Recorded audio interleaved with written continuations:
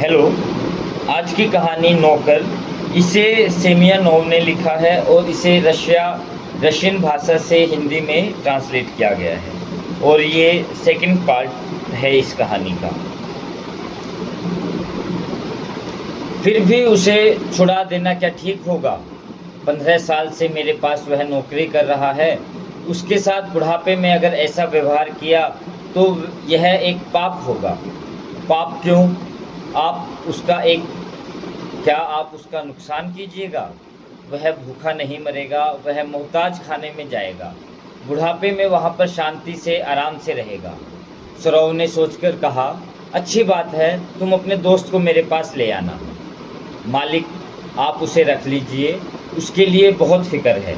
वह बहुत नेक लड़का है और बहुत दिनों से बेकार बैठा है।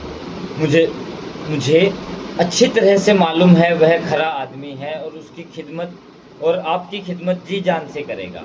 अगर सरकार उसे फौज में भर्ती करने के लिए गांव में नहीं बुलाती तो उसे नौकरी नहीं छोड़नी पड़ती। वह अगर नहीं जाता तो उसके मालिक उसे नहीं छोड़ते। दूसरे दिन शाम को जेराशिम फिर आया और पूछा, क्या मेरे लिए तुम कुछ कर सके? हाँ, कुछ किया है। पहले चाय तो पी लो, फिर हम लोग मालिक से मिलेंगे। जेराशिम को चाय पीने की बिल्कुल इच्छा नहीं थी। उसे मालिक का फैसला सुनने की बहुत उत्सुकता थी, मगर कोचवान की खातिर के दबाव से वह 2 गिलास चाय पी गया। फिर वे मालिक से मिलने के लिए गए। सरोव ने जेराशिम से पूछताछ की कि पहले वह कहाँ काम करता था और क्या क्या कर सकेगा। फिर उसे इस शर्त पर रख लिया गया कि जब जो काम आ पड़ेगा उसे करना पड़ेगा। और जेराशिम को हुक्म मिला, सुबह से काम पर हाजिर हो जाओ। अपने सौभाग्य से जेराशिम चकित हो गया। वह खुशी के मारे उछलता कूदता कोचवान की कोठरी में घुसा। तब एगर ने उसे कहा, देखना भाई, अपना काम ठीक ढंग से करना, तुम्हारे लिए मुझे शर्मिंदा ना होना पड़े। तुम जानते ही हो कि मालिक लोग कैसे होते हैं। अगर जरा भी गफलत की ओर पकड़े गए तो वे हमेशा कसूर ढूंढते रहेंगे और शांति से रहना ही दूभर हो जाएगा। इसके लिए फिक्र न करो एगर।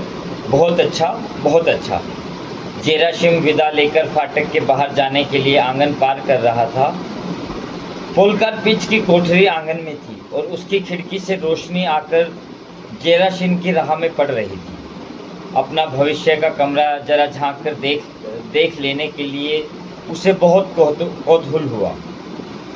वह 2 कदम आगे बढ़कर खिड़की के पास आया, मगर खिड़की के कांच पर बर्फ जम जाने के कारण भीतर नहीं देख पाया। फिर भी भीतर के लोग क्या बातें कर रहे हैं यह वह साफ सुन पाया। कोई औरत कह रही थी, अब हम लोग क्या करेंगे? एक पुरुष ने जवाब दिया, वह पोलिकारा पिच था।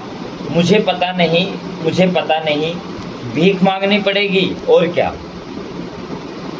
औरत ने कहा, हाँ, इसके सिवाय हम लोग और क्या कर सकते हैं? आखिर हम लोगों को भीख मांगनी पड़ेगी।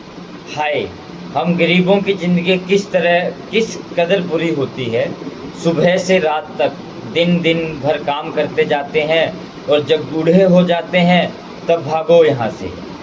हमारी बात कौन सुनता है? मालिक तो हम में से एक नहीं है जो हमारा दुख समझे। मालिक तो हम में से एक नहीं है जो हमारा दुख समझे।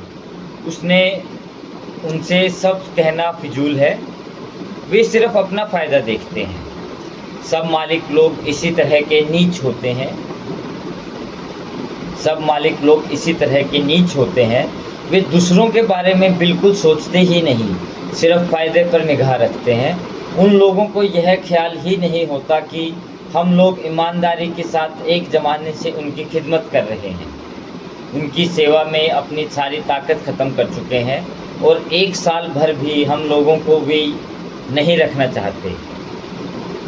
क्या हम लोगों में बिल्कुल ताकत नहीं रही? हम लोगों को रखे रहें, अगर हम न कर सकें तो अपनी खुशी से चले जाएंगे। मालिक का ज़्यादा कसूर नहीं है, हम लोगों को यह कोचवान यहाँ से भगा रहा है। एगर अपने एक दोस्त को मेरी जगह पर रखवाना चाहता है। हाँ, वह तो सांप है, वह जुबान चलाना खूब जानता है, बदमाश कहीं का। ठहर बदजुबान जानवर, मैं भी तुझे मज़ा चखाऊंगी। मैं अभी सीधी मालिक के पास जाकर कहूँगी वह किस तरह उन्हें ठगता है, किस तरह घास और दाने की चोरी करता है। मैं पूरा पूरा सबूत दिखाऊंगी और तब उन्हें मालूम हो जाएगा कि वह हम लोगों के बारे में कैसी झूठी चुगली करता है। अरे बुढ़िया, ऐसा ना कर, यह पाप है। पाप है? मैंने जो कुछ कहा क्या वह सच नहीं है? मैं जो कुछ कह रही हूँ सब सच है तो और मालिक से ज़रूर कहूँगी, वे अपनी आँखों से देख लें। क्यों न कहूँ? हम लोग कहाँ जाएं? उसने हम लोगों का नाश कर दिया है, एकदम नाश कर दिया है। बुढ़िया रो पड़ी। जेराशिम ने सब सुना। वे बातें उसके दिल में छुरी की तरह चुभ रही थी। वह साफ समझ गया कि इन बूढ़े लोगों को वह कितना दुख देने जा रहा था। उसका हृदय वेदना से भर गया। बहुत देर तक वहाँ खड़ा रहकर वह बहुत उदास होकर चिंता में डूबा रहा। फिर घूमकर कोचवान की कोठरी की ओर लौट आया। अरे, क्या तुम कुछ भूल कर छोड़ गए?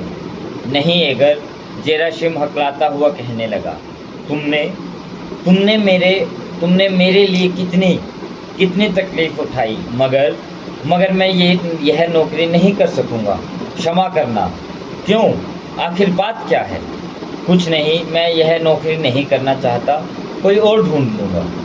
एगर बहुत नाराज हो गया, चिल्लाकर कहने लगा, तब क्या तुम मुझे उल्लू बनाना चाहते थे?